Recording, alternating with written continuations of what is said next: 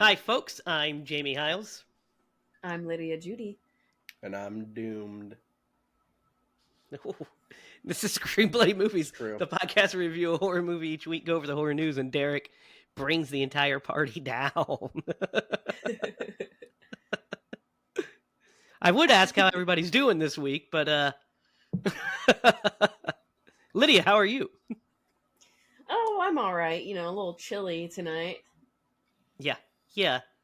It is currently 1 degree here in our local area, so the Midwest, as you know, has got smashed with cold weather. So polar vortex, right? Yeah, I think that's what they're calling it. Yeah, that's what they're calling it. It's -1 here with a wind chill of -16. Whoo! Good times.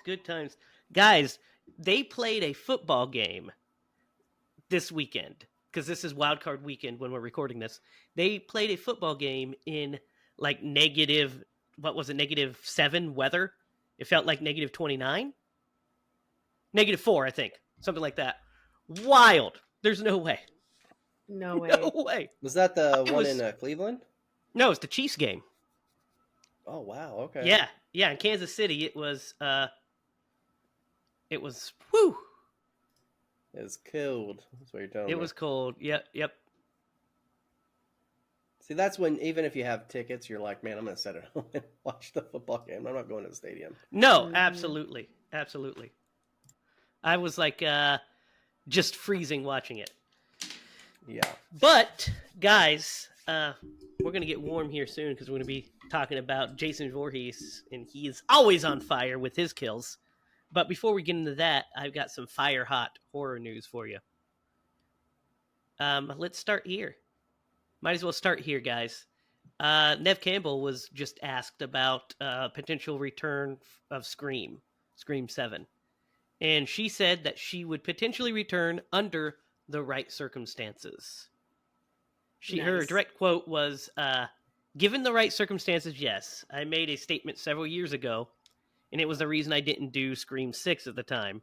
I just really felt that the need to stand up and say I don't believe I would have been treated that way had I been a man carrying a franchise for 25 years. And that still stands. Yeah. It's true.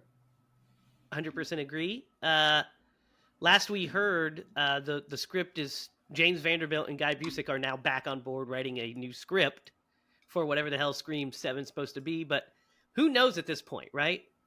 With all of the shit that went down with Spyglass and everything, what are you going to do? Mm-hmm. What do you think they should do? I mean, should they bring Neve back? I mean, that's the only way to move forward, probably, is to bring Neve back. Mm-hmm. But for sure. Do we want it to just come back? Do we want it to take a breather? Yeah. Well, you guys haven't seen the latest two. I mean, so I was going to say, idea. I kind of need to catch up on where everything is, but she's 100% right. And it's not like this franchise consistently or has ever gone direct to DVD. You know what I mean? Like the Sharknadoes and things like that. No. And so she is right. If she were a man, she would be getting lots of money for all these sequels.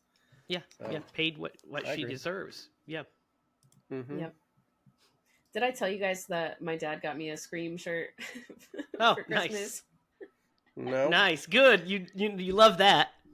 You're just gonna be scared of yourself when you're wearing it. Ah! You're gonna turn around and look in the mirror. Oh my god!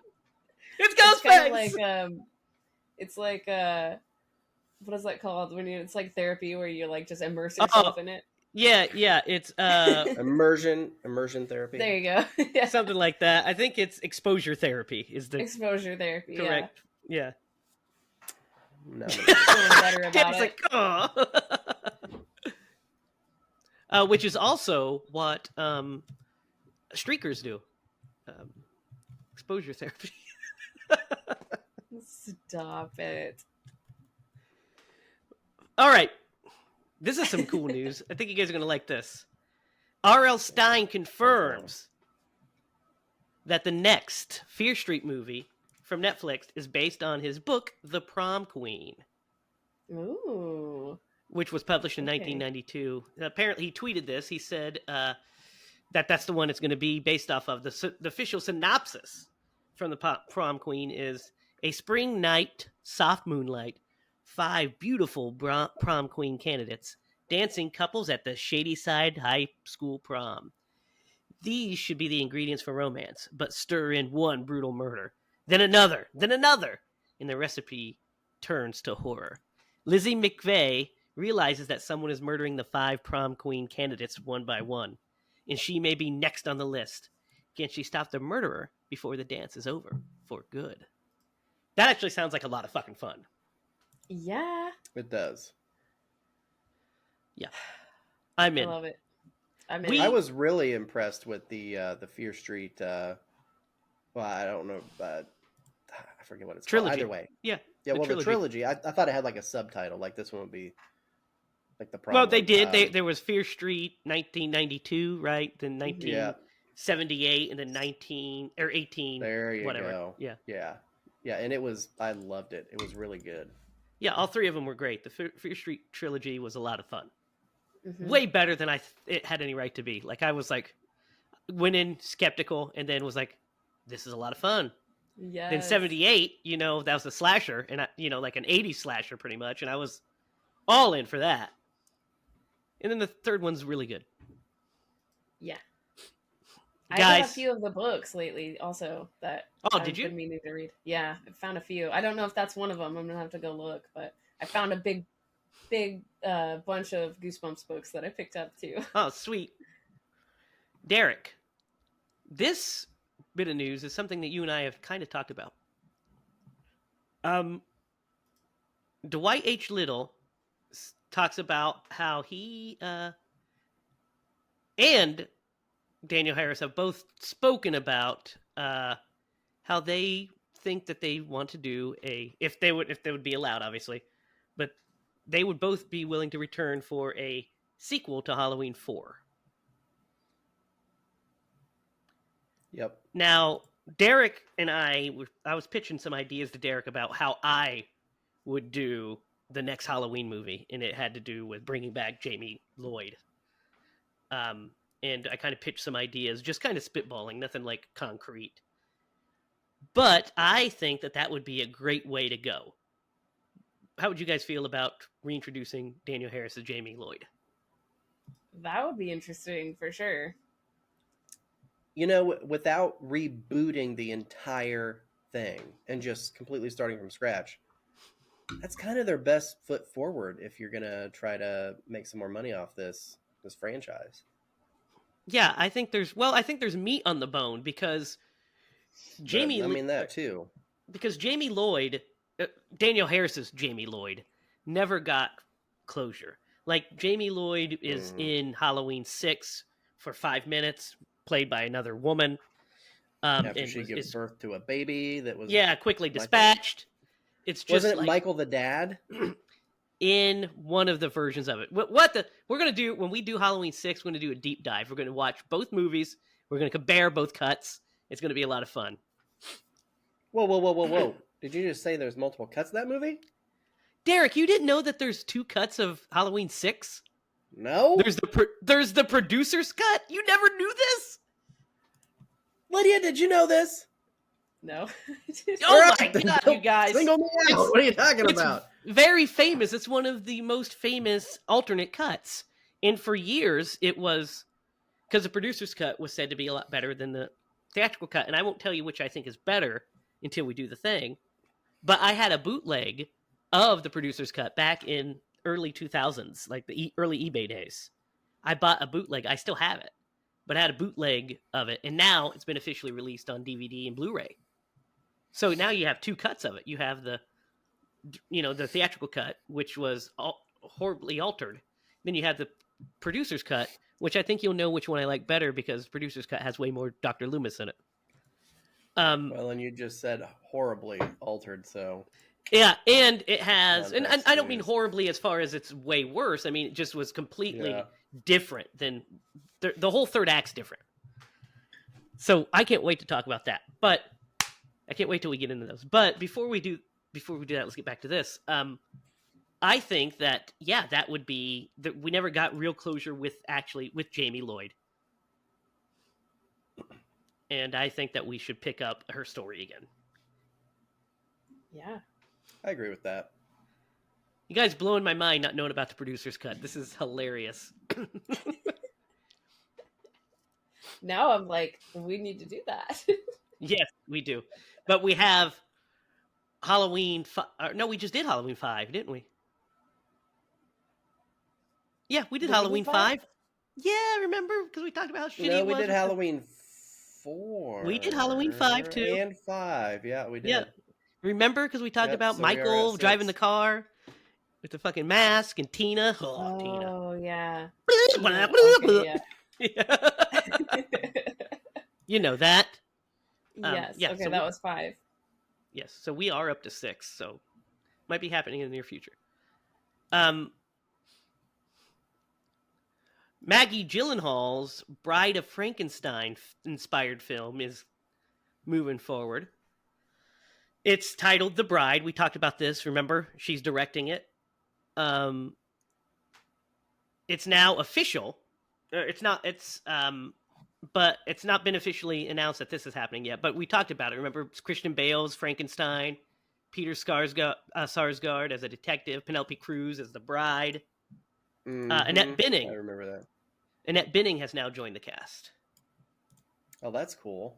Yeah, I love Annette Bening. It's been a while since we've seen her, right? Dude, What was she in? The American President? Yeah, she's in tons of stuff. She's married to Man. Warren Beatty. Yeah. I don't Pulled want to some get of her- sidetracked, but sometimes when I get depressed about like our political state, I will watch that movie and be like, "Why can't I live in that?" You know what? You know what I watch? I watch My Fellow Americans with Jack Lemmon and James Garner. But yeah, Annette Bening is joining the cast. What do you guys think about this, The Bride? I mean, the plot synopsis is a lonely I'm in. Frankenstein travels to 1930s Chicago to seek the aid of Dr. Euphornius in creating a companion for himself. The two reinvigorate a murdered young woman in The Bride is Born. She is beyond what either of them intended, igniting a combustible romance, the attention of the police in a wild and radical social movement.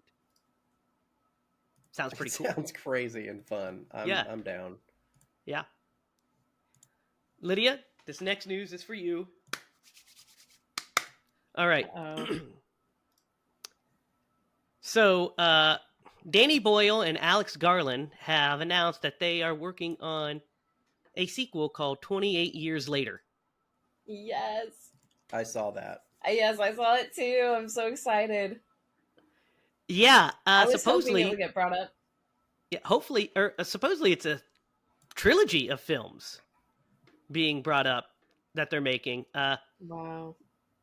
So Danny Boyle's going to produce it, but Juan Carlos Fresnadello, I don't know who that is, is going to direct it. Or I'm sorry, I apologize. That was 28 weeks later. But this one, apparently, Boyle is going to helm the first. So Danny Boyle is going to direct the first of the 3 entries. We don't know if Cillian Murphy's going to return. I imagine that he will at some point, even though he's hopefully going to be winning an Oscar here soon for Oppenheimer. But what are you guys excited to join that world again? Yes. I mean, I would be even like ecstatic if I knew for sure he was returning. Yeah. That is up in the air, so hopefully they work everything out. Yeah, I feel the same way. Yeah, we need Sometimes to see actors Jim. go back to their roots. You know what I mean? Yeah, well, Yeah, like what is Jim doing 28 years later, right? Like what is he doing? He's chilling. He's just Pretty chilling. cool. So I'm excited for that. And then the last bit of news, guys. Hang on to your butts. This is going to shock you. David Gordon Green has exited the Exorcist sequel, Exorcist Deceiver, and it has been pulled from the release calendar. You don't say. I'm shocked. Someone's going to have to pick me up off the floor. I'm kind of shocked that it's been pulled from the release schedule, to be honest. Like, I mean, I'm not, of course, because it didn't receive great reviews, obviously, but they're going to make something out of it. They spent $400 million for these Yeah. rights. You know what I mean? Mm-hmm. They spent $500 million for these rights, so they're going to make more of these. But what do you guys think? What are your thoughts? Is this the way to go, or should they hire another director and move forward with the same path? Should they just kind of start from scratch? But that'd be kind of hard, right? You know, they've already sold the farm to get the rights. You might as well go and try to lure somebody like I don't know, James Wan. James One. Yeah, James One. Uh, you know, somebody who has got like currently is considered like one of the horror greats. You know what I mean? There's a couple of them Mhm. out Mike there. I Flanagan. would give them money and Mike Flanagan. There you go, Mike Flanagan. And I'd be like, what? So here's a blank check. What do you need? I mean, Yeah. I'm like 58% serious. Yeah. What do you think, Lydia? Yeah, it's like yeah. I don't even know. It's one of those things. It's like I don't want to. I haven't It's seen a the first one, so. But I mean, the amount of criticism would be enough to make me be like, yeah, I think I'll step aside for someone else to take a crack at it. yeah, and I mean, what's crazy is it's like it didn't. It wasn't like it was a box office bomb. It Mhm. made money, especially off its relative budget. But the problem is you're pushing that budget against the $400 million that you gave up for the rights. You know what I mean? Mhm. And Mm-hmm. most importantly, you announced 3 films to start with, and then you're making a sequel to The Exorcist, and it's not scary. That's a problem, you know. Yeah. Yep. Mm-hmm. So I don't know. David Gordon Green apparently said, he supposedly exited due to scheduling conflicts with another movie he's Okay. about to work on, and his Righteous Gemstones TV series. Mm. Basically saying that he doesn't have enough time to. And it was kind of always up in the air if he was going to return for. Originally, it wasn't. Originally, before the movie came out, he was always going to direct all 3. It seemed like. Then, as we got more into the movie being released, it was, well, I'll see if I'm going to return. I might not. And now it's like he's gone, and Blumhouse pulls the whole thing from the release schedule. It's kind of crazy, right? Mhm. Yeah, I mean, I feel like he kind of got punched in the mouth, so to speak, with the last installment of the Halloween Ends, Yeah, and then like that, you could just all of the stuff that we saw, like the tea leaves, yeah, and just reading the horror news, you knew it was not going to be a great marriage. I yeah. felt that way. We kind of felt that way when he was announced doing The Exorcist, because we were like, and at that point, Halloween Ends hadn't even come out yet, and we were like, look, we like Halloween and Halloween Kills. We think they're good. But we still were like, why is he directing an Exorcist? He doesn't seem like the guy to direct an Exorcist movie. That didn't seem like the marriage to me. But who knows? Well, now we And know. now we do know. It was not. And that wraps up this week's edition of the Horror News. Guys, so today we are reviewing and talking about the final installment of the Friday the 13th franchise. 1984's Friday the 13th, the final chapter, directed by Joe Zito. Do you guys remember the first time you watched this? Derek, talk to me about your experience with Friday 4, and if you kind of remember it. This came in This came out in 87? 84. 84. So yeah, I didn't make it to the theaters to see this one. No. I was 1. But dude, you know what? My most my oldest memory of this is going to Video West or Video Stop back in the day, and you just saw, and I loved how they always did this. They put all of like the Friday the 13th, the Nightmare on Elm Streets. they put them all in a row. So like Yes. you took that little tag off and you went up and you got your video Yep. cassette. Getting nostalgic here, I but know. yeah, Me you too. just see that row, and so you just go down the line. And there were a couple of scenes watching this because it's easily been, gosh, at least 15 to 20 years since I've seen this movie, and that sounds like a long time. It is a long time. But I'm Yeah. old, so it's But yeah. So I remember like a couple of these scenes when they happen. I'm like, yeah, I remember that part. There's one when we talk about the movie. It's so random, but I remember it. How about you, Lydia? I saw this movie for the first time last year, I'm pretty sure. Oh, yeah. When I let you borrow the Friday set. Mm-hmm. Yep. So I had a blast because I watched the full marathon. It was such a great time. It was so spooky. It was so fun. But you I don't don't know. have a nostalgia for It this was a guy, fun then? one. No, not really. But I kind Yeah. of do at the same time. Honestly, Just because like that was such slash a for great the setting. Yeah. experience. Yeah. Yeah, and it's like Corey Feldman is in it, so I'm just like already Young, there. young You know? Corey Feldman. Yeah. Yeah, Yeah. he's really young. Didn't take much for me to be attached to this movie. Yeah. I've been watching this since I was way too young. Way too young. But I don't remember the very first me time I too. watched Friday 4, but I know one of the seminal times I've watched it is we used to go over to I used to stay the night with my friend Justin all the time when we were kids. We used to go over there and they used to have satellite. And even if they didn't have satellite, we'd find it on cable too, but we always sought out the Friday the 13th movies. Every time we'd stay the night, that's what we sought out.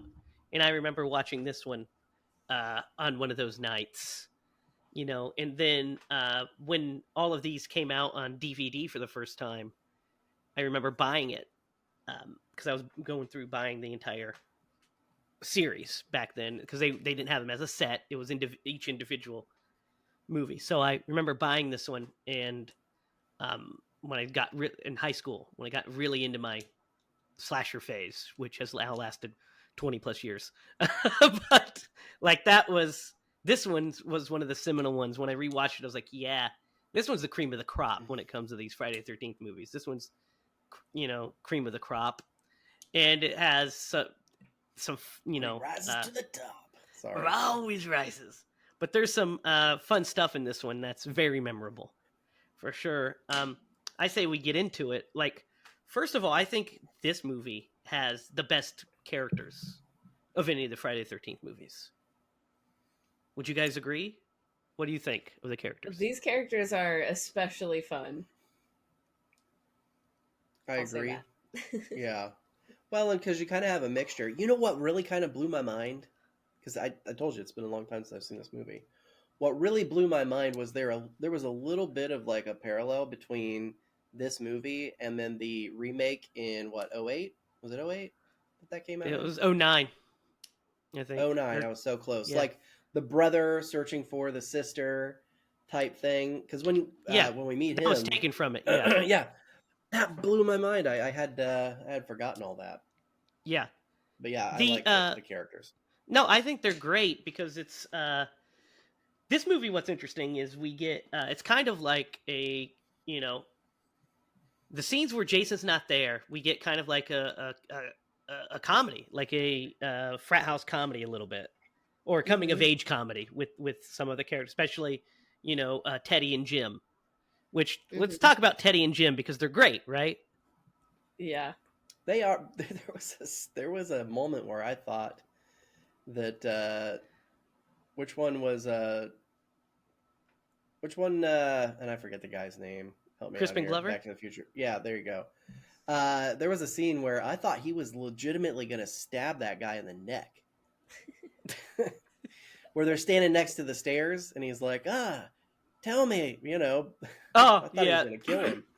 Like, Yeah, for real. no. But yeah, they have a good chemistry.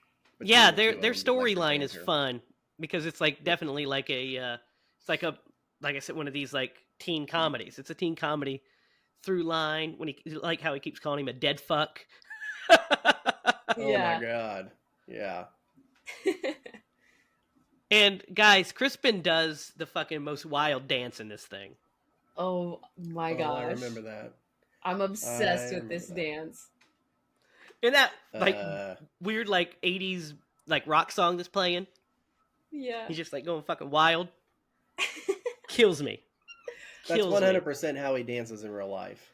Dude, he came Yeah. up with that on the day. They were like, you know, I guess he's like, oh, I got an idea for a dance. And he started doing that. And they're just like, okay, sure.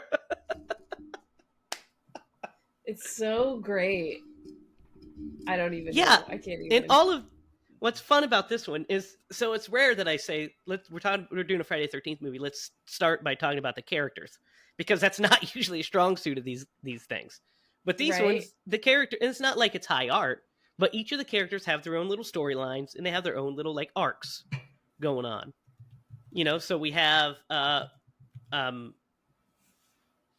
Jim and Teddy. Then we have Sarah and what's the other guy's name? Sarah and Doug, I think.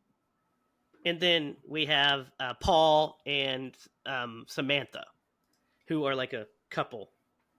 And so Sarah's like this kind of like goody two shoes, but she's like she's afraid to make her first sexual move, and that's like kind of a through line. It's her coming out of her shell, and then we have this relationship drama between these characters. And then also we have our protagonists, which is the Jarvis family. They have their mom, Trish, and Tommy.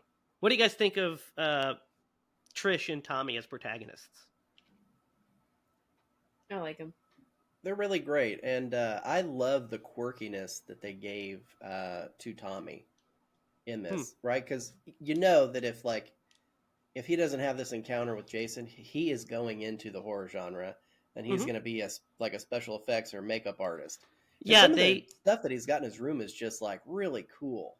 Yeah, let's talk about that for a minute. They named him after. They based his character, like the fact that he's a makeup artist, on Tom Savini, who returned for this movie to kill off Jason.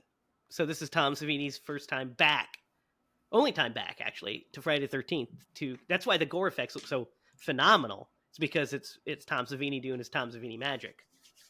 Yeah, and I love that they have like this little family, and you know they're kind of like doing their thing, and there's some sweet stuff with them.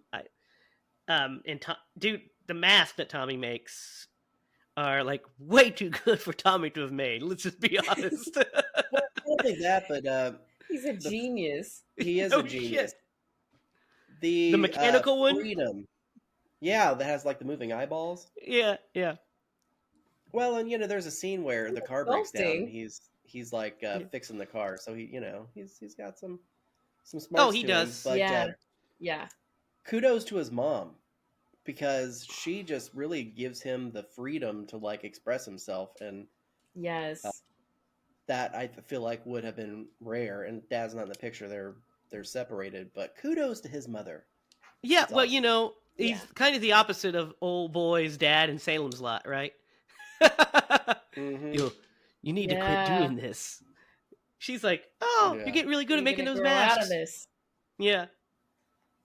She's like, you're really good at making these masks. I was like, lady, that's a fucking understatement. These masks are phenomenal. Yeah, exactly.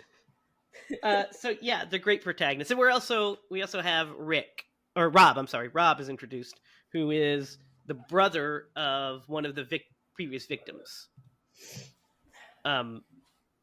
So Sandra from part 2, actually, it's Sandra from part 2, which is the curly-haired girl from part 2 that always is hanging out with fake Kevin Bacon.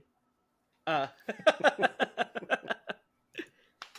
guys, this movie also has some phenomenal kills and some good suspense, so we'll get into it.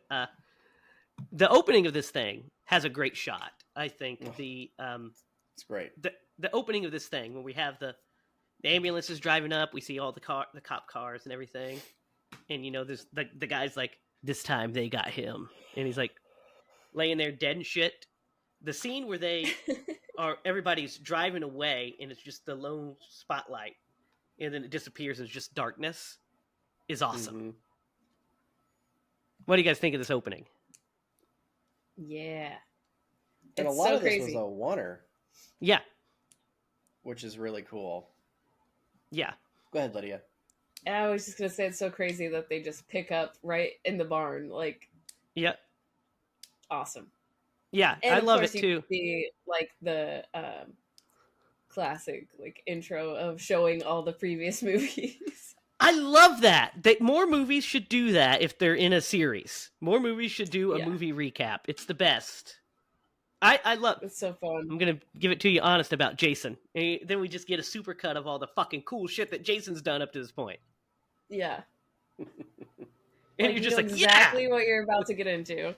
yeah. You're like, I'm ready for it. I'm ready for it. Let's do it, Paul.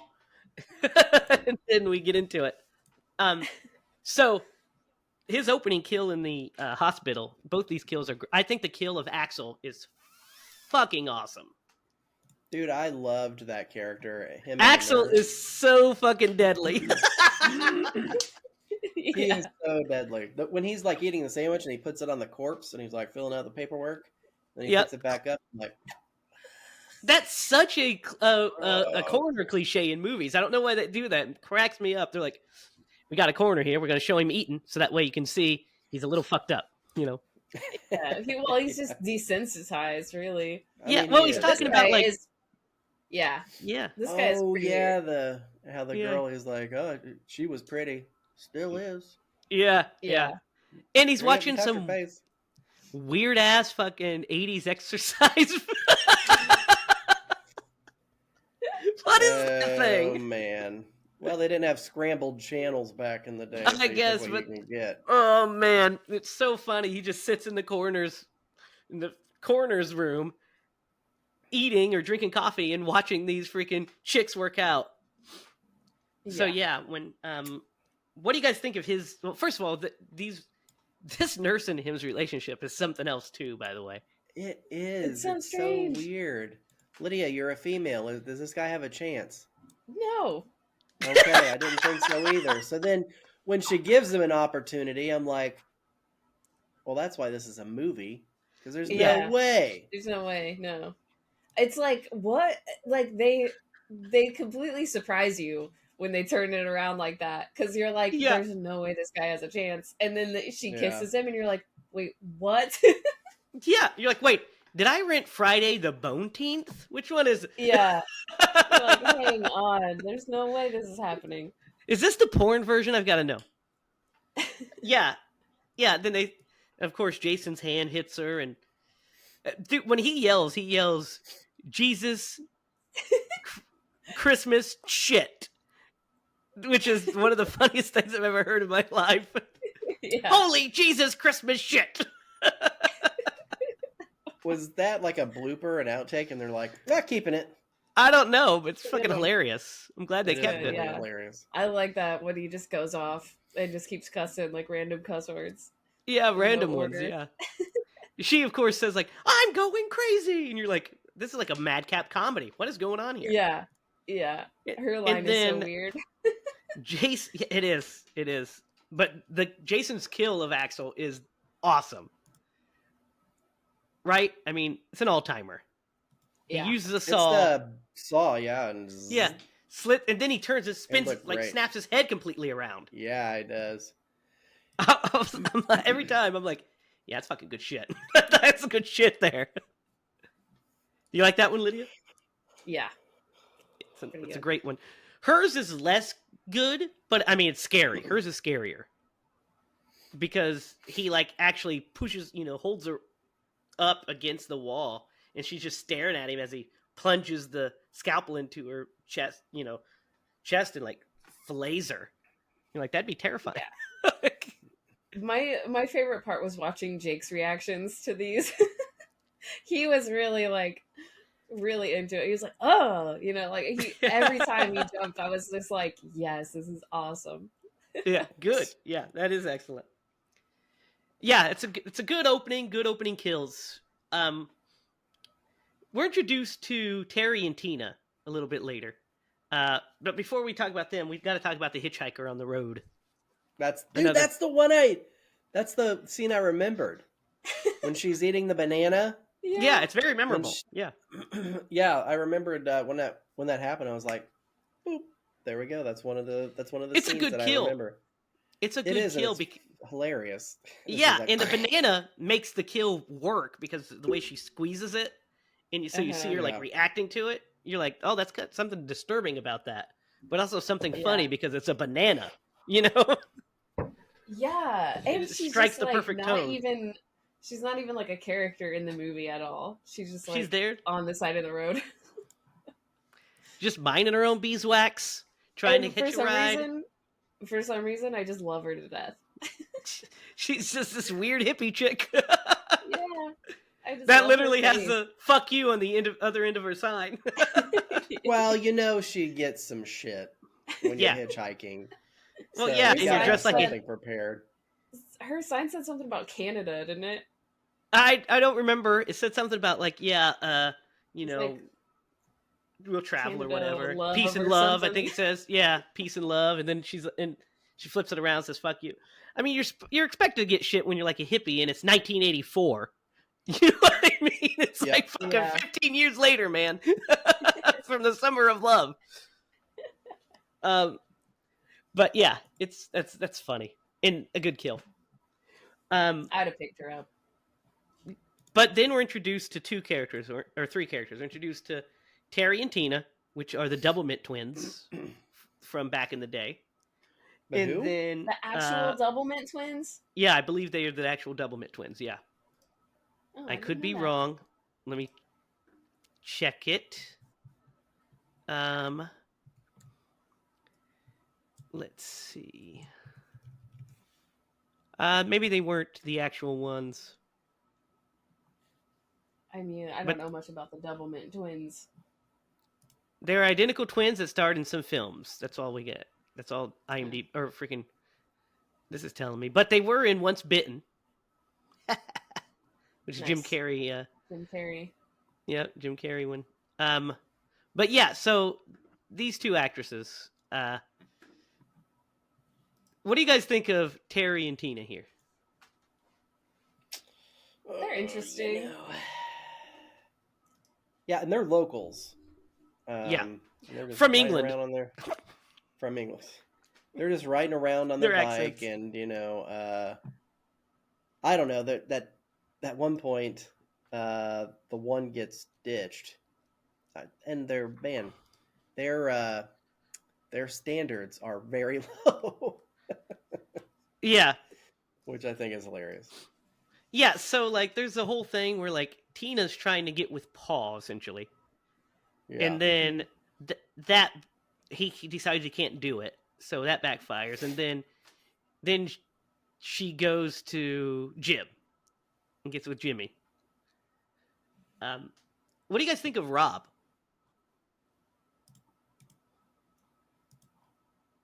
Which one's Rob? Rob's the brother, the hiker. Oh, that's right. Okay. Oh, the one. Yeah, What's up with him? I don't know how I feel about him, honestly. It's kind of weird. He's tracking Jason. He's chasing Jason down to Oh yeah. to get revenge for killing his sister. Yeah. I'm really sad that when he meets his death, and he does. That Oh yeah, we'll talk about so that one here in a lopsided. minute. You know what I mean? Yeah. Yeah, you could definitely, if you had a close knit family, see where someone would like try to do that, and he already knows that Jason's body is missing from the hospital, and like the two people have gone missing. So like, and when you meet him, he has some sort of ulterior motive to be there. Yeah. You get a sense that he's like a tracker or something like that. So Yeah, I mean, he's talking about hunting bear, and Tommy's like, "There's no bears here." You're like, "Shut the fuck up, Tommy." yeah, go play with your masks, kid. And then he's like, "Hey, come up and see my masks." The scene where he shows him his masks is hilarious because he's a kid, so great. he's so excited to show him, and he's just kind of like we would be, which is, a kid made this. Man, I don't know. I mean, he's obviously got other things on his mind, but if like I met a beautiful girl and she took me into her house and her brother's like, "Oh, come up here and look at my mask," I'd be like, "Hey, I'll see you later. Check these masks out. These Yeah, are cool, kid." That's true. yeah, Yeah. good job, buddy. The Yeah. what's really funny is there's a scene in here when the kids first come in and Tommy is laying in bed and he Oh sees my gosh. her undressing, Samantha undressing, right? Uh that scene is one of the most realistic Resonates? scenes. Yeah. One of the It most totally realistic is. scenes that in any of these movies. Speaking as a former adolescent boy, right, Derek? Yeah. That's the exact response you would have. You'd be like, "Oh my god!" Yeah. And he's like, screaming into his pillow, like, "Oh, this is cool, so cool." Like as a girl, I was even like excited for him. Like I was like, that is so fun. Like Like this kid. yes. That's Yeah, great, Lydia. It's awesome. Yeah, I love It's that so scene. cute. Like it's just so cute. It is. Yeah, Cute. it's such a. And then It's so when they, innocent Yeah, it is. in a perverted way, but it's Yeah, very innocent. they pull it off like not creepy or anything. You know, it's just kind of No. adorable. no, it's Yeah. just he's like, oh, this is what you know. This is what I've always wanted. Now, What if are it the were an odds? old man sitting in a chair smoking a cigarette, you'd be like, "Oh." Yeah, And it's Derek. sweet, too, 'cause, like his mom comes in and like notices I it know. and She closes ruins the it for him. I I'd know have got the up best and went, is. pop that thing. I love how he as soon as he hears the door open, he plays dead like he's asleep, Mm-hmm. and she's like, oh, He's like jumping around. like, oh, yeah, dude, that's so funny. I love that. So cute. And it makes me laugh too when they stumble upon them skinny dipping, and Oh. you know Yeah. he's like trying to watch. He's like, turn around, can I? And when they're driving, nice set of Patucci's on that one. She's like, Tommy. Like the fucking lamest thing possible to say. So funny. So good.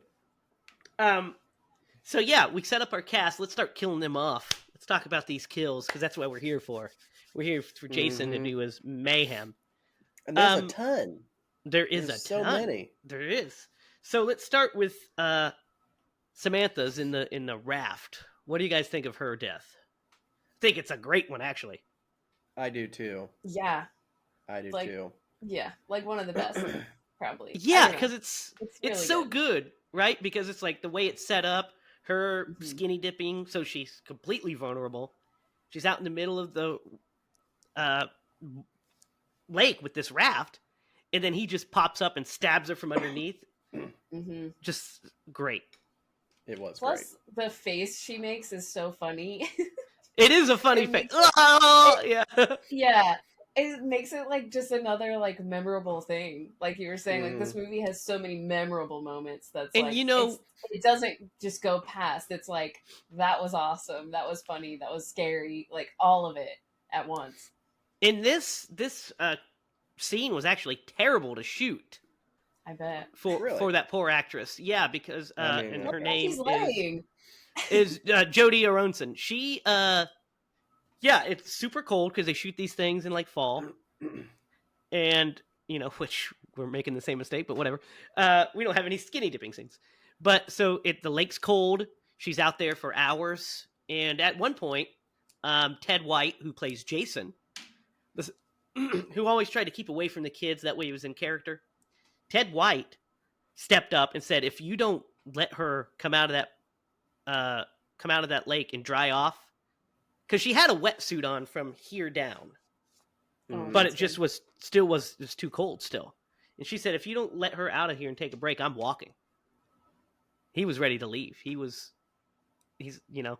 And then after the movie was shot, like Ted White became friends with like all the actors because he's like a sweet old man. But, yeah, it's like, you know, that's one of those things, you know. But, you know, like they say, pain is temporary, art's forever, right? Film is forever. And I'm not like negating your experience if you watch this, but I'm just saying. So next is let's talk about Jim's death. Or no, Paul next. Let's talk about Paul next because he goes out to see her. He's got a good death too. Mm-hmm. The old spear gun to the Saccharonis Well, and I think he picks him up out of the water. with it. Yeah. Yeah, And then fires which is it a great, afterwards. great test of strength. Yeah. What do you think of that Jason one, works Lydia? out. Who knew? Yeah, I'm trying to picture it. What? I can't even remember that, honestly. Maybe I looked away for a second. Yeah, because He he goes out swims- to the raft Yeah. and then sees that she's dead and then freaks out, and on his way back he gets Impaled like in the crotch. And then for sure. he's held up, and then Jason fires the spear gun, and it freaking shoots up him even more. Yeah, it's pretty good. Not to I get definitely missed that. I don't know how. But Jim's death is a really good one. He just had to holler for that corkscrew, didn't he? Ted, Yep. where's the corkscrew? It's right here in your hand. Yeah, Mm-hmm. and then you get a cleaver to the face. Oh, What do you think of that one, Derek? that would be the worst, wouldn't it? Yeah, it's a pretty bad one. Corkscrew to the fit, man. Yeah, No, because like it's corkscrew to the hand, then a cleaver to the face. oh yeah. Dude, corkscrews in general, like if you get hit with one of those, it's not like a knife. You can't pull that out. Yeah, you have to corkscrew it out. Yeah, that's a no bueno. No Yeah. bueno. But you know, the saving grace for him was that he didn't die a virgin. Yeah, he got laid. Yep. He Yeah. did, which was like his whole kind of storyline through this. Yeah, his whole He was odyssey. that awkward I could He was a not dead fuck. really relate to him whatsoever. I couldn't really relate to this guy at all. And so Making my life story. I will say I'm a better dancer than he is, but other than that, and I felt like the other guy was Joey. Teddy was Joey. Yeah, I could see that. Yeah, when we were in high school in our early 20s, yeah. Dude, Ted, by the way, is like he's like a fucking almost rapist, man. Like he is Dude, yeah, he's a predator for sure. predator. That's the word. He's definitely he's a predator. Red flag. Red Like, flag. you want to give Teddy Bear a kiss, then just immediately she's like, no. Yeah. Just keeps trying. Yeah. Let's talk about Ted's kill, actually, since we're talking about old Teddy. What do you think about his? First, they find that porn, and he's watching it by himself. That Was stag this film. like the original porn that was like? Is this the black first and- one?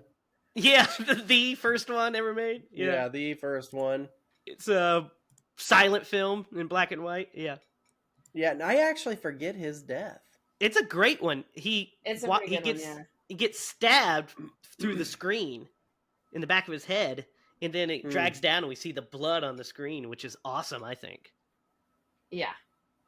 Yeah. It's The a only great problem image. I had with it was that, like, he was like, he was standing, he got up to go towards the screen, and then Jason cut the film, right? That's what I'm assuming happened. Well, like, I don't know if he. I don't think he stopped cut the the. film. I don't think he did. I think the film broke.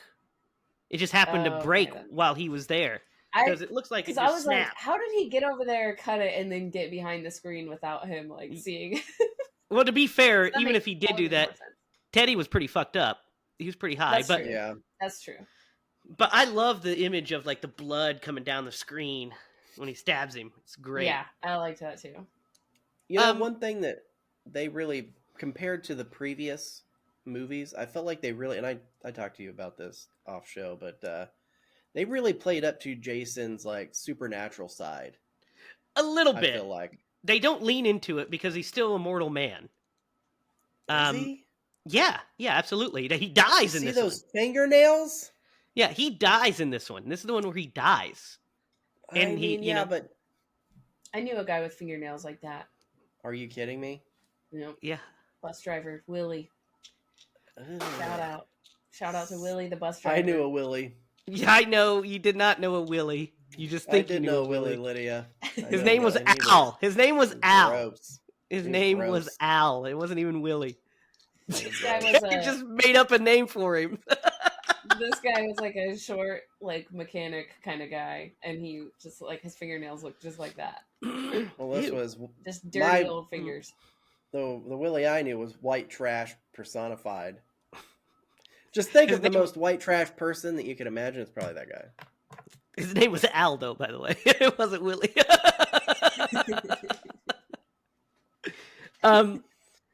So the girls, the twins, their deaths are. I really like Terry's death when she's out in the rain, and we just see it silhouetted. We see him stab her from behind in the lightning strike, and then Yeah. she's thrown against the house. What do you guys think of that kill? I think that's really well done. No, I agree. I think it is well done also. And then like the brutality in this movie is, I feel like they brought it up a notch. They did, yeah. Yeah. They definitely did. What do you think of that one, Lydia? When she goes outside, Yeah, and she's the twin, and like, she's 'cause killed. she's like gets mad that like her sister is like Banging Jim. choosing to stay with a guy there, and she's like, yeah, I'm leaving. I Yeah, think that her was real, crazy.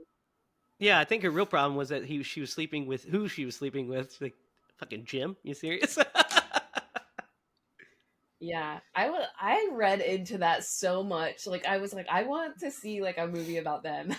Like, what's going on with their Because they like I don't know. really start to like That would each be other an at the end. interesting- Yeah, like what an interesting thing to be like twins and then like be at Yeah. that stage of life where like you're making choices like that. Yeah, Mhm. interesting. The her death is a great one too. She gets thrown out of the window by Jason Mhm. and lands Mhm. and Yeah. explodes That the was a car. crazy. So That was a fun, crazy one. so fun. There I are But, like, love the- the window impact. When she like exits looks, in this movie. she keeps looking around like for so long, and he Yeah. just grabs her. You're like, how is he grabbing her? And then you see that there's like a little balcony. Yeah, a little ledge there. Yeah, and he Yeah. just, I love the impact on the car. It looks great. The way the Yeah, glass it shatters, does. so good, Yeah, so good. That's a great stunt by that stunt woman. there's a lot of good stunts in this. There is, and then finally, we have our lovers that are upstairs in the shower. So he old Doug gets he doesn't have a good time in the shower, does he, Derek? Oh my gosh. Or It's does he? no bueno. What? You know, I think so. They, I don't think that they actually like went the full way. I think they just took a shower together. Oh, they did. She throws No, I her. think they did. Yeah, she throws her leg over. He like picks up her leg in the shower. Yeah. And me and Jake Oh, had this okay. discussion too, and Yeah. we were like, yeah. Oh, they did definitely you? Okay. Yeah, they banged. she goes- They banged.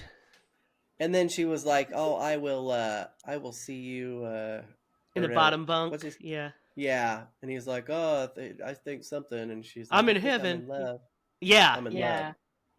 And he's like, "What?" And she's like, "Never What? mind." I just felt so sorry for her, man. If she would have held out for like 30 more minutes, she might have made it through this thing. You know, because there's rules. Yeah. Right. So, But- she She yeah. couldn't. His death is. What do you guys think of his death? It's so upsetting. It's a pretty brutal one, actually. Yeah. This is the most upsetting one, I think, just because you're like, oh, they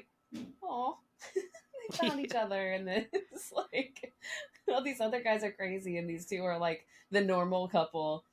Mm-hmm. Yeah, Just- and then he gets you're his. just like, "Aw." And Then he he's gets his just entire dead. face He's smashed in. all crushed.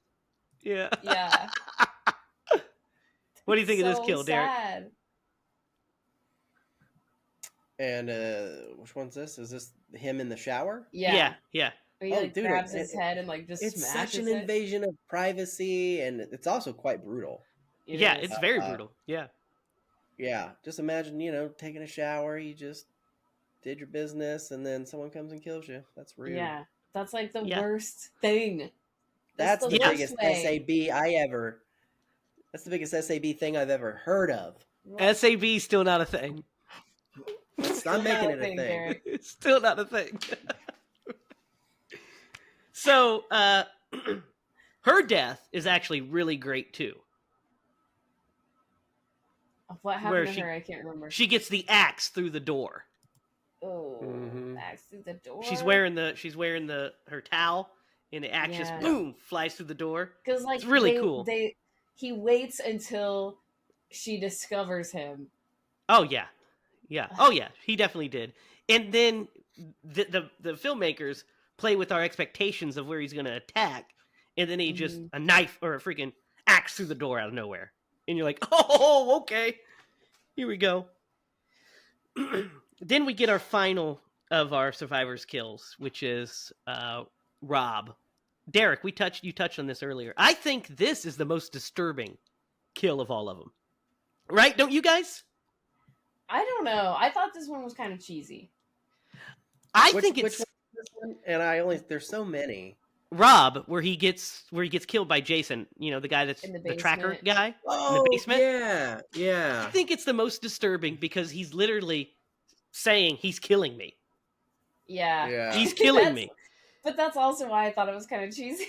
I don't think it's cheap. I think it's scary, like, because it's like his realization is like, I'm gonna track this guy and I'm gonna take him on, and then he runs into the bear and he's not fucking equipped. He just is not ready. There was a level of sadness with this one, just like because he goes through his story, with Tommy's sister, and there's a level of realness to that's different than the others. I agree with you. It could have been more intent, like you could have seen more or what have you, because it was done in the dark basement. Yeah, that's why I think it's so scary. Is it's obscured. It feels more brutal and realistic because he's like seeing it happen to him, and he's telling her he's killing me. Get out of here! He's killing me, and you're just like, oh man! And the fact that she doesn't. Well, she does. Comes back. She leaves and then decides she wants to try to help him, and like it's just like she's like, well, that's probably a no-go. She should have just taken off, and then we get, Jason attacks her and we get our final girl circuit, which I think this movie has one of the best final girl circuits, right? You kind of get misled. You think that the final girl is going to be the one who got axed. For a little bit, I feel like you felt that way, and then it turns out to be her. I always knew the final girl was going to be Trish, just because she didn't have sex.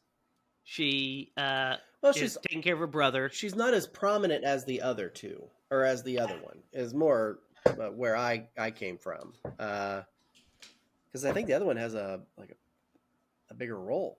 Mm-hmm. She's more like the side character to Tommy. Well, kind of. But yeah. She also doesn't have any type of love interest in this movie. Well, I guess she does. There's the guy who just died in the basement. Yeah. I personally think it's because the sister, whatever her name, what did you say her name was? Which sister? Trish? The Trish. Yeah. And the mom seems so much alike. Kind of, Trish's yeah. mom and her seem so similar. And then, like, the other girl also looks very similar to them. That it's, like, kind of, like, bleeds into... You're already remembering this other girl more than you're remembering Trish. Yeah, I always liked Trish. I never thought that... I always pegged her as the final girl. Just because she's with the family, I figured, well, she's going to be the one that... And I knew Tommy wasn't going to die either. But they do make him. Yeah, they do put him in jeopardy, though. They do, because this final girl circuit's really good, I think, because we have her chased.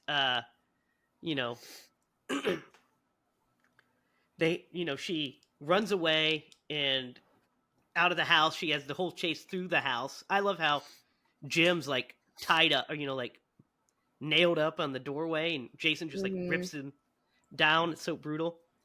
And then he chases.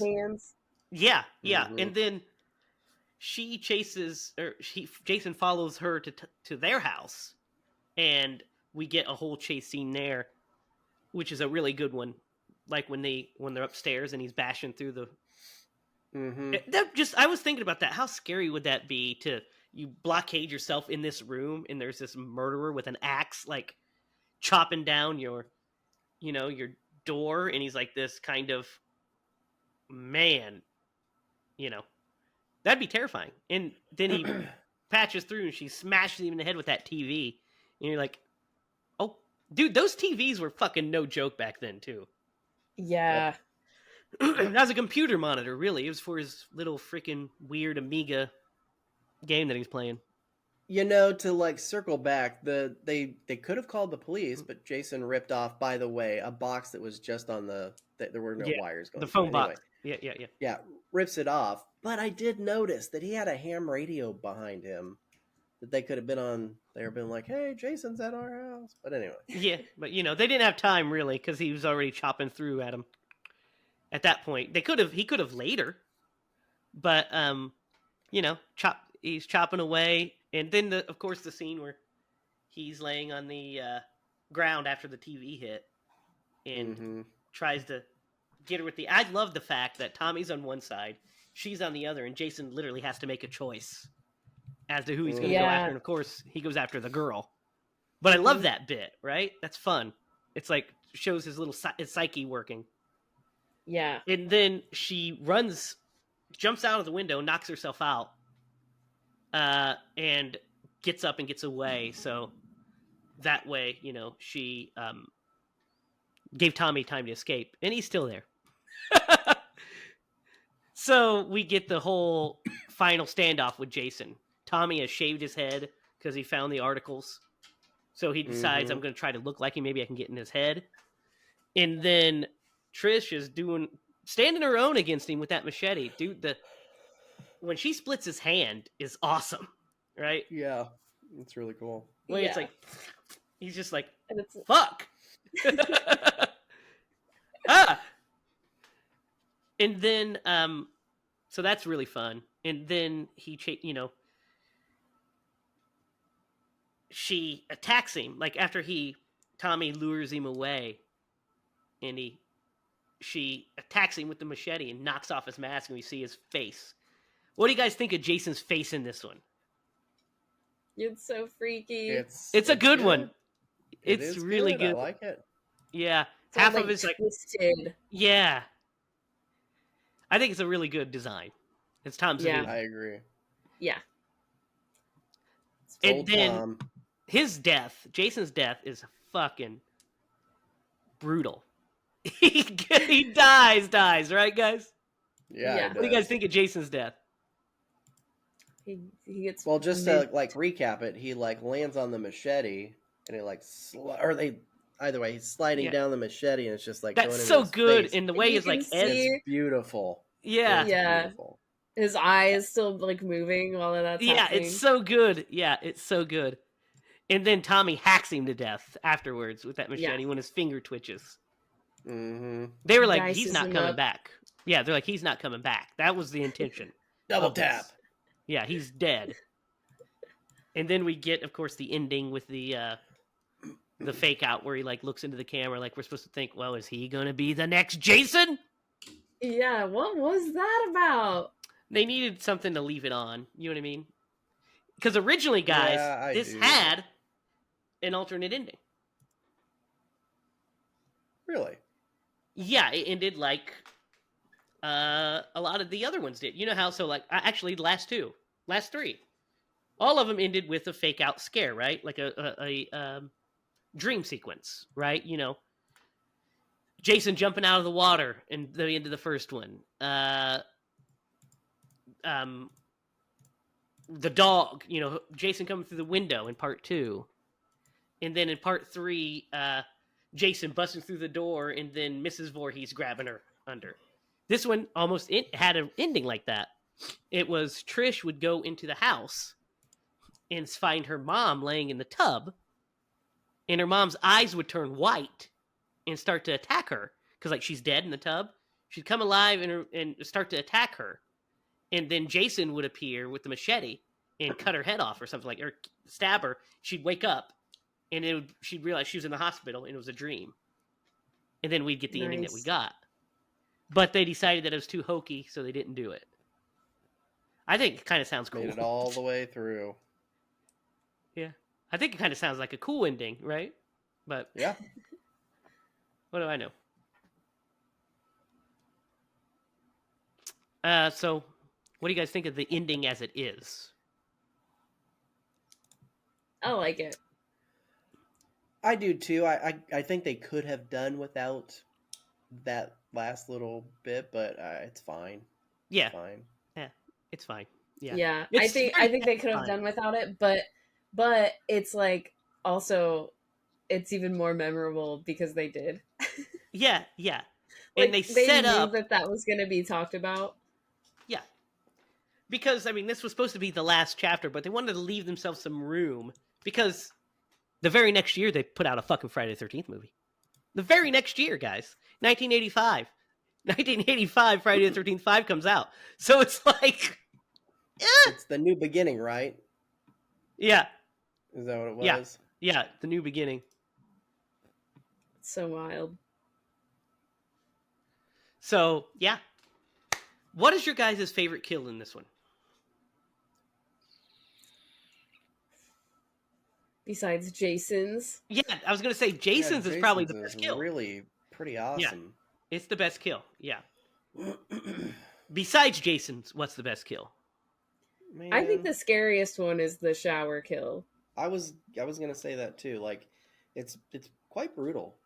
Yeah. I think my favorite is Jim's kill because I like the double hit. So we have the boom, you know, the corkscrew to the hand, and then the way it boom, the just blood coming down with the thing. Yeah, it's that is brutal. a great one. Yeah. Brutal too. It's a really good one. And Axel's is up there for me too. That's a great one. It's brutal. The slice a neck with the hacksaw, then snap his neck. I'm like, oh, okay. Yeah, yeah. Jason came to that's play. there's something that's like just the difference of like those are fun to watch, Yeah. whereas like the other one was a little bit more like disturbing to me because he was like not only in the shower, which is like just that's the one place you really don't want to be murdered, but it's like after like a moment that they shared together was like, ooh, don't want to. Upsetting. Yeah. Upsetting. Yeah. Yeah, it's a good one. And that is Friday the 13th, Part 4, the final chapter. But was it? No, it wasn't. You want to hear some numbers? Yeah, give me some numbers. On this movie? So the budget for this movie was $2.6 million. Mm-hmm. Its opening weekend, it grossed over $11 million. And then worldwide gross throughout its run, almost $33 million. So yeah, that's what we call a multiplier. 13 times more than its budget. So that's the reason why the next year they're like, we got to do it again. Yeah, let's run it back. Let's run it back. Yeah. I mean, geez Louise. Yeah, this movie was a huge hit. What do you guys think about this one? What are you guys' thoughts? Who wants to go first? Derek. I'll go. So this movie is like it's a direct description of what a slasher, especially from this time period, is, right? College kids out in the woods getting picked off by a serial killer. In this case, he's supernatural. Like it's the textbook definition, and it lives up to its namesake, right? And I to this point, this is probably my favorite one. I don't know what we rated the other ones. I'm gonna give this one a solid 8. Like it's solid. Good characters, great kills. The makeup is phenomenal. Likable characters. I'm gonna go 8. What do you think, Lydia? Oh, well, you know, I gotta make it higher than Derek because I just always do. I just really can't decide if I want to give it a 10. Oh, you like it that much? I really don't have any complaints. I don't. I had like one little criticism, and you debunked it. So, which was just that, like, how did he turn off how did he turn off the projector and then get behind the screen? And you just were like, well, it just broke. He didn't do that. So yeah, I'll give it a 10. I'm not scared. Don't be scared. Don't be Two scabbed. 10s in a row, Lydia. 2 10s. I don't know. I'm handing them out, feeling She's generous. like the fucking Oprah of 10s. You get a 10 and you get a 10. Jamie, let's see if you repeat, because I repeated. She repeated. Let's see what you got. Oh, I'm going to, I think, repeat as well. I'm going to give this one an 8 to 8.5. I think it's great. I think it up to this point, it's the best of the Friday the 13th. And I might think it might be the best of all of them, period. We'll see when we get to the couple next installments. But yeah, again, I think this is the prototypical slasher. This is the distillation of everything that these movies wanted to be. So this is what the first 3 were building to. And this is where the later series couldn't quite match up. This is the distillation. This is the strongest point, the peak. Because I think, what do you guys think of Ted White as Jason? I think he's great. Yeah. Oh, man, I looked it up. He died last year. Yeah, he did. Yeah, he just At passed 96, so guy away. Yeah, he had a long run. A full life. But yeah, no, he pulled it off, man. He was great. Yeah, I would I have think shit he's myself if I would have saw him in that hockey mask. Yeah, I think he's a great Jason, and I think he's like built well for it too, and just like his movements are awesome. He's a great one. Yeah, so 8.5 for me, Derek. I'm gonna give it an 8.5.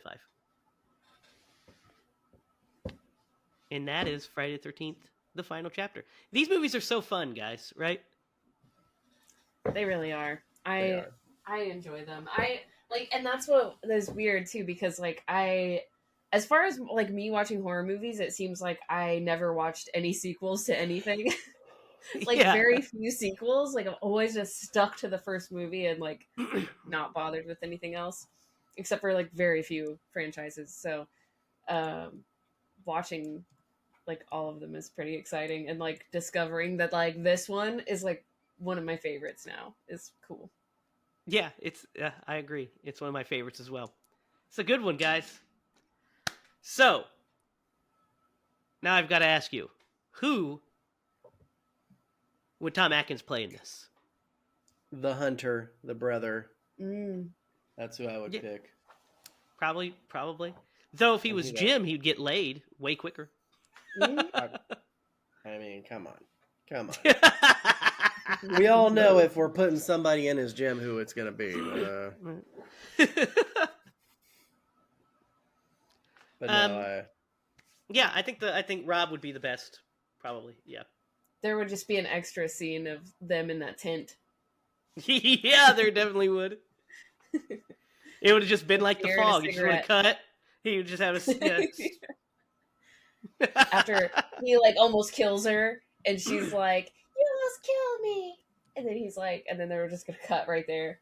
Yeah, and then she's like, "I forgive you." He's like, "I knew you would."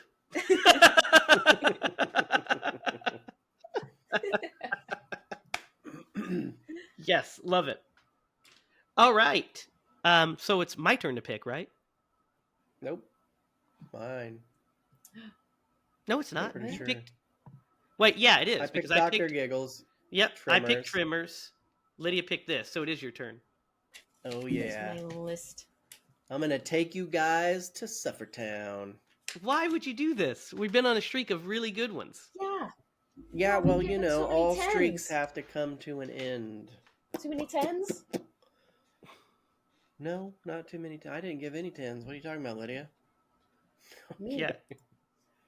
All right, are you guys ready for this? What? I don't even know what year it came out.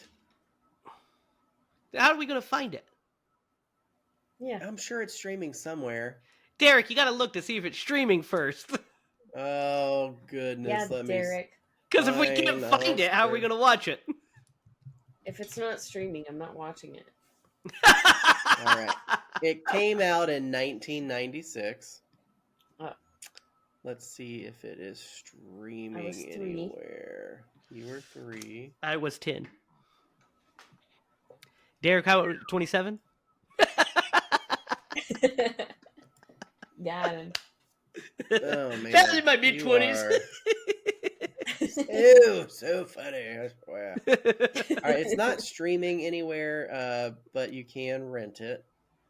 Derek, I'm not gonna let that hold us back, guys. I'm not gonna let that hold us back. What is it? All right, has the suspense gotten to you yet? You ready? We're gonna watch 1996's The Frighteners. That's not a scary movie. That's not a bad movie. Michael J. Keaton. Michael J. Michael Keaton. J. Fox. Michael J. Fox. Michael J. Fox. It's not a bad movie. I threw you guys off. Yeah. So you worry us sometimes. Yeah, I do it on for purpose. sure. After Lumberjack Man, we'll This is a just never quirky have movie. trust. Yeah. It's a fun movie. No, that's a Frighteners is a really good one. It's Peter Jackson, by the way. Peter Jackson directed film. It Nice. was. Yeah, I'm actually excited to watch that one. I thought you were gonna pick something like fucking Jack Frost or something. Yeah, I thought for sure you were gonna say the Ice Cream Man. we would have That's went next through that pick. one. We would have made it through that one. I thought it was gonna be one that was like insufferable. Like I was Yeah. like, oh god. All right, you heard that? It's you can rent it on Apple TV and all that good stuff. So next week is Peter Jackson's The Frighteners. Derek, do you got a story for us?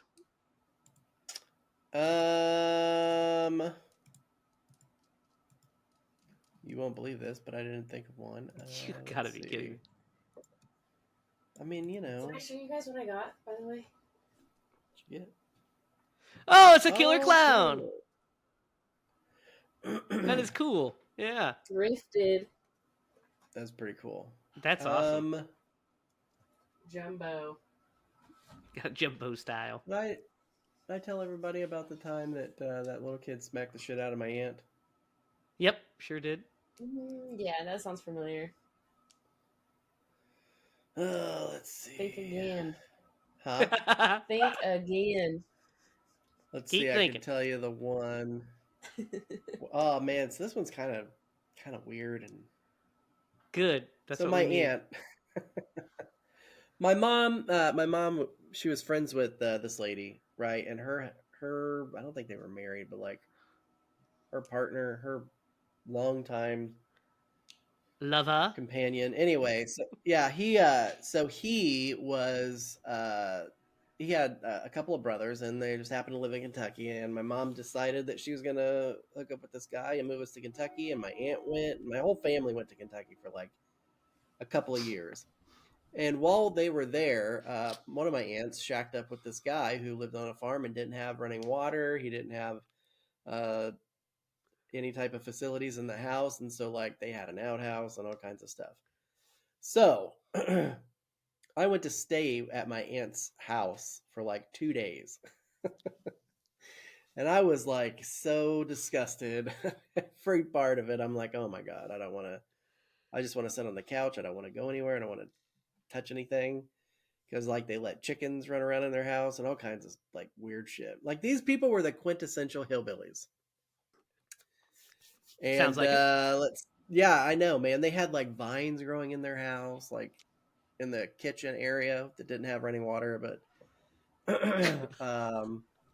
the outhouse was not even remotely close. I mean, it was kind of close to the house. Like, just think of the winter time. Like right now, man, I gotta go to the bathroom. You'd either have to like use a bucket, or you'd have to go outside. There were buckets in Anyway. there, wasn't there? There were buckets. There were buckets, and that is the reason. I might have to tell a different story, but I'm gonna go ahead and finish this one for you guys. finish And we'll it. have to tell.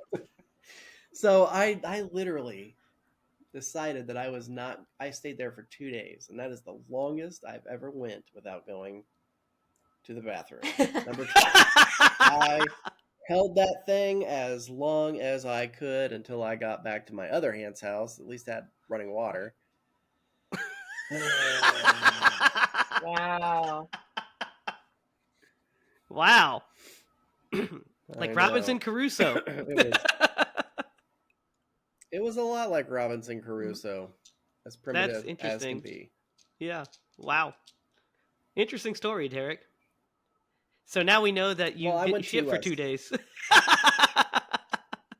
I went to school with one of the kids, and Uh-huh. dude, he came to school one day. I mean, really in poverty and all that fun stuff. He came to school one day, man, and he had like blood all over his pants. It's from where he was out slaughtering chickens. Oh my god. Just had blood on his pants. Wow. Wow, different Fun lifestyle. times. It was. I saw it. It's not It's That gross. weird too because like you would think like I know that my mom and aunts would tell me of like when they lived like their family lived in a house that had like an outhouse and they would have to like have like flashlights and stuff to go out and they would try to go together because they were all afraid that there would be like raccoons out there and stuff. Yeah, that would be And creepy. I was just it just seems like a way too long ago that that would be happening, but Yeah. Mm-hmm. you know, it really wasn't that long ago that people were still doing that. And I'm sure there are people who still live like that for sure, but it's just Can you weird that imagine you're going to go take a dump and there's a fucking possum guarding the door? I would just shit my pants. Like that's all that would happen. yeah. Like, Dude, my aunt stayed there with this guy until she died, right? And they stayed there for a couple of years. She eventually like forced him to move to a house that had at least running water. But well, I she used to mean, have to bath in a you have to have your bucket. convictions. Yeah, she used to have to bath in a bucket. Let me tell you. Wow. Not about that life. Not about that life. Maybe on a No. weekend when you're camping, but like Yeah, not like when you're camping, yeah. like Not as a hey Quincy. survival. Yeah. Yeah. We're going primitive. Yeah, That's super primitive at that point. Yeah. it's wild. You just need to get yourself a squatty potty. Yeah, yeah. Squatty potties are where it's at. All right. Interesting story, Derek's. Derek told us a bunch of shit stories. That about does it for us here tonight. Next week, we're going to be doing Peter Jackson's The Frighteners, so stay tuned for that. Watch that movie. That way, you're ready to go. Comment down below on your favorite kill from this movie. Also, tell us if any of your relatives shit in buckets. No, don't. You can follow us online at highlightproductions.com. You can follow us on Facebook at Highlight Productions. Follow us each on Twitter. You can follow Derek at DDoglyMaster, Lydia at Lydia Spooky, me at Racket. You can also follow us on Instagram at Scream Bloody Movies. We have some casting news that we'll be relaying here shortly. So the opening scenes, all that stuff's completely cast. We're ready to shoot in April. So that is on the way. We'll keep you posted when that stuff's coming up as well. Be sure to like, share, and subscribe. And for Derek Lemaster and Lydia Judy, I'm Jamie Hiles. Remember, if you're going to scream, scream bloody movies.